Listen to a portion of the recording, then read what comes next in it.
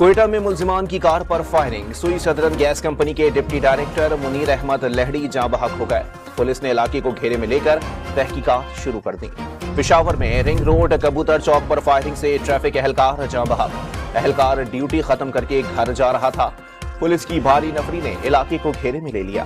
Election tribunal میں مریم نواز کی کامیابی کے خلاف اپیل پر سماعت۔ الیکشن کمیشن کو فارم 45 کا ریکارڈ جولائی کے آخری ہفتے تک پیش کرنے کی مہلت۔ اسلام آباد کی الیکشن پٹیشنز جلد سماعت کے لیے مقرر کرنے کی درخواستیں منظور۔ مبینہ دھاندلی کے خلاف درخواستوں پر سماعت 8 جولائی کو ہوگی۔ ڈسٹرکٹ اینڈ سیشن کورٹ اسلام آباد میں بانی پی ٹی آئی اور بشرا بی بی کے دوران عدت نکاح کیس کی سماعت کل 11 بجے تک ملتوی۔ سپریم کورٹ میں سنی اتحاد کونسل کی مخصوص نشستوں کے کیس کی سماعت آج پھر ہوگی۔ عدالت نے 2018 اور 2024 میں مخصوص نشستیں الاٹ کیے جانے کا فارمولا اور دستاویزات طلب کر لیں۔ کوئی غیر آئینی کام ہوا ہے تو سپریم کورٹ اڑا دے گی، چیف جسٹس کے ریمارکس۔ وزیر اعظم شہباز شریف آج سے تاجکستان کا 2 روزہ سرکاری دورہ کریں گے۔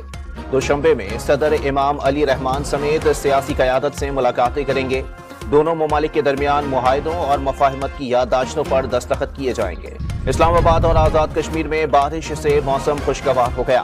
کل سے بحیرہ عرب اور خلیج بنگال سے مونسون ہوائیں شدت کے ساتھ بالائی علاقوں میں داخل ہوں گی۔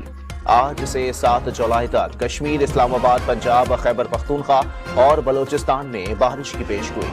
اور امریکی سپریم کورٹ نے فوجداری مقدمات میں سابق صدر ڈونلڈ ٹرمپ کو جزوی استثنا دے دیا۔ 6 ججز نے حق میں اور 3 نے مخالفت میں فیصلہ دیا۔